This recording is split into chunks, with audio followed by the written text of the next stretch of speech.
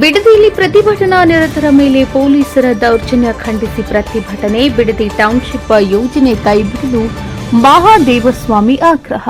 ಬಿಡದಿ ಭೂ ಸ್ವಾಧೀನ ವಿರೋಧಿ ಹೋರಾಟ ಸಮಿತಿಯ ಶಾಂತಿಯುತ ಪ್ರತಿಭಟನಾ ನಿರತರ ಮೇಲೆ ಪೊಲೀಸರ ದೌರ್ಜನ್ಯ, ದಬ್ಬಾಳಿಕೆ ಹಾಗೂ ಲಾಠಿ ಪ್ರಹಾರ ಖಂಡಿಸಿ ರಾಜ್ಯ ಕಬ್ಬು ಬೆಳೆಗಾರರ ಸಂಘದ ಜಿಲ್ಲಾ ಪದಾಧಿಕಾರಿಗಳು ನಗರದಲ್ಲಿ ಪ್ರತಿಭಟನೆ ನಡೆಸಿದರು. ನಗರದ ಚಾಮರಾಜೇಶ್ವರ ಉದ್ಯಾನವನ ಮುಂಭಾಗದಲ್ಲಿ ಜಮಾಯಿಸಿದ ಪ್ರತಿಭಟನಾ ನಿರತರು ಅಲ್ಲಿಂದ ಹೊರಟು ಭುವನೇಶ್ವರಿ ವೃತ್ತಕ್ಕೆ ತೆರಳಿ ಕಲಕಾಲ ರಸ್ತೆ ತಡೆ ನಡೆಸಿ ರಾಜ್ಯ ಸರ್ಕಾರದ ವಿರುದ್ಧ ಆಕ್ರೋಶ ವ್ಯಕ್ತಪಡಿಸಿದರು. ಪ್ರತಿಭಟನೆ ನೇತೃತ್ವ ವಹಿಸಿದ್ದ ರಾಜ್ಯ ಕಬ್ಬು ಬೆಳೆಗಾರರ ಸಂಘದ ಜಿಲ್ಲಾ ಪ್ರಧಾನ ಕಾರ್ಯದರ್ಶಿ ಎಚ್. ಮೂಕಳ್ಳಿ ಮಹದೇವಸ್ವಾಮಿ ಮಾತನಾಡಿ, ಸೋಮವಾರ ರಾಮನಗರ ಜಿಲ್ಲೆಯ ಬಿಡದಿ ಹೋಬಳಿಯ ಬೈರಮಂಗಲ, ಮಂಡಲಹಳ್ಳಿ ಸೇರಿದಂತೆ ವಿವಿಧ ಹಳ್ಳಿಗಳಲ್ಲಿ ಉದ್ದೇಶಿತ ಹೈಟೆಕ್ ಐಟಿಎಐ ಟೌನ್ಶಿಪ್ ಯೋಜನೆಗಾಗಿ ರೈತರ ಫಲವತ್ತಾದ ಕೃಷಿ ಭೂಮಿಯನ್ನು ಬಲವಂತವಾಗಿ ಸ್ವಾಧೀನಪಡಿಸಿಕೊಳ್ಳಲು ಸರ್ಕಾರ ಮುಂದಾಗಿರುವುದನ್ನು ವಿರೋಧಿಸಿ ಬಿಡದಿ ಭೂ ಸ್ವಾಧೀನ ಹೋರಾಟ ಸಮಿತಿಯ ನೇತೃತ್ವದಲ್ಲಿ ಕಳೆದ 460ಕ್ಕೂ ಹೆಚ್ಚು ದಿನಗಳಿಂದ ನಿರಂತರವಾಗಿ ಶಾಂತಿಯುತ ಧರಣಿ ಸತ್ಯಾಗ್ರಹ ನಡೆಸಲಾಗುತ್ತಿದೆ. ನಿನ್ನೆ ಜಂಟಿ ಅಳತೆ ಸಮಿತಿಯ ಕಂದಾಯ ಅಧಿಕಾರಿಗಳು ರೈತರ ಅನುಮತಿ ಪಡೆಯದೆ ಏಕಪಕ್ಷೀಯವಾಗಿ ಮಂಡಲಹಳ್ಳಿ ಗ್ರಾಮದಲ್ಲಿ ಭೂ ಸರ್ವೆ ಕಾರ್ಯ ನಡೆಸಲು ಬಂದಾಗ ಪ್ರತಿಭಟನಾ ನಿರತ ರೈತರು ತಮ್ಮ ಜೀವನ ಆಧಾರವಾಗಿರುವ ಜಮೀನನ್ನು ಉಳಿಸಿಕೊಳ್ಳಲು ಮಹಿಳೆಯರು ಮತ್ತು ಹಿರಿಯ ರೈತರು ಸೇರಿದಂತೆ ನೂರಾರು ಹೋರಾಟಗಾರರು ಅಧಿಕಾರಿಗಳ ವಾಹನವನ್ನು ತಡೆದು ತೀವ್ರ ಆಕ್ರೋಶ ವ್ಯಕ್ತಪಡಿಸಿದರು. ಈ ಸಂದರ್ಭದಲ್ಲಿ ಸ್ಥಳದಲ್ಲಿ ಜಮಾಯಿಸಿದ ಪೊಲೀಸ್ ಸಿಬ್ಬಂದಿಯು ಪ್ರತಿಭಟನಾ ನಿರತರನ್ನು ಚದುರಿಸುವ ನೆಪದಲ್ಲಿ ಲಾಠಿ ಚಾರ್ಜ್ ಮಾಡಿ ವಯೋವೃದ್ಧರು ಮತ್ತು ಮಹಿಳೆಯರ ಮೇಲೂ ದಯೆಯಿಲ್ಲದೆ ಬಲ ಪ್ರಯೋಗ ಹಾಗೂ ಲಾಠಿ ಪ್ರಹಾರ ನಡೆಸಿದ್ದಾರೆ. ಪೊಲೀಸರ ಈ ದೌರ್ಜನ್ಯದ ಬಾಳಿಕೆ ಖಂಡನೀಯ. ಹಲವು ರೈತರು ಹಾಗೂ ಮಹಿಳಾ ಪ್ರತಿಭಟನಾಕಾರರು ಗಾಯಗೊಂಡಿದ್ದು ಆಸ್ಪತ್ರೆಗೆ ಸೇರಿಸಲಾಗಿದೆ. ಹೋರಾಟಗಾರರನ್ನ ಬಲವಂತವಾಗಿ ಬಂಧಿಸಲು ಯತ್ನಿಸಲಾಗಿದೆ.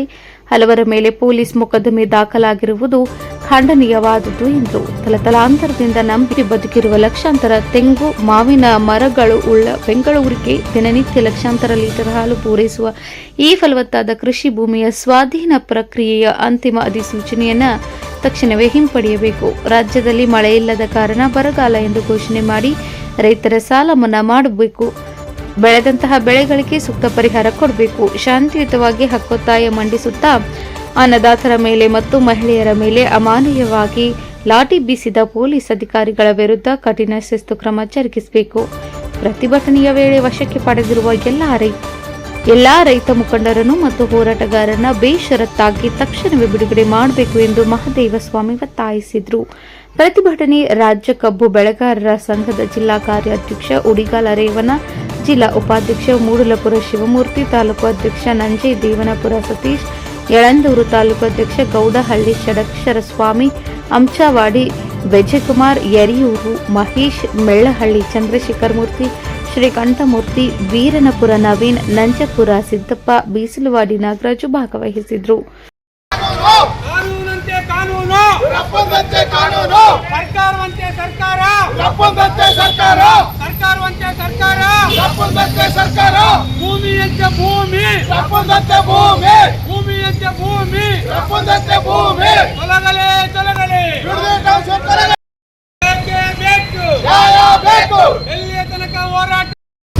ರಾಮನಗರ, ಬಿಡದಿ ಅಕ್ಕಪಕ್ಕ ಆಸುಪಾಸಿನ ಜಮೀನುಗಳೇ ಟೌನ್ಶಿಪ್ ಬೇಡ ನಮಗೆ ರೈತರು ವಿರೋಧ ಮಾಡಿ ನಿರಂತರವಾಗಿ ಕಳೆದ 1 ವರ್ಷದಿಂದ ಕೂಡ ನಿರಂತರ ಚಳವಳಿ ಮಾಡ್ತಾ ಇದ್ದಾರೆ. ಈ ಚಳವಳಿಯನ್ನು ದಿಕ್ಕು ತಪ್ಪಿಸೋಸ್ಕರ ರಾಜ್ಯ ಸರ್ಕಾರ ನಿನ್ನೆ ಮಧ್ಯಾಹ್ನ ಪೊಲೀಸ್ ಮುಖಾಂತರ ಕುಮ್ಮಕ್ಕಿನಿಂದ ಭೂಮಾಪನ ಇಲಾಖೆ ಅಧಿಕಾರಿಗಳನ್ನು ಸರ್ವೆ ಮಾಡಿ ಅಳತೆ ಮಾಡೋದಕ್ಕೆ ಜಾಗಕ್ಕೆ ಕಳಿಸಿದ್ದಾರೆ. ಇದನ್ನು ಖಂಡಿಸಿ ಅಲ್ಲಿ ನಡೆದಂಥ ಸಂಘಟನೆಯವರು ವಿರೋಧ ಮಾಡಿ ಬಂದಂಥ ಅಧಿಕಾರಿಗಳ ಗೆರವು ಮಾಡಿ ವಾಪಸ್ ಕಳಿಸಿ ರೈತ ಮಹಿಳೆಯರು ಮತ್ತು ರೈತ ಮುಖಂಡರು ಹೊರಕೆ ಚಳವಳಿಯನ್ನು ಮಾಡಿದ್ದಾರೆ.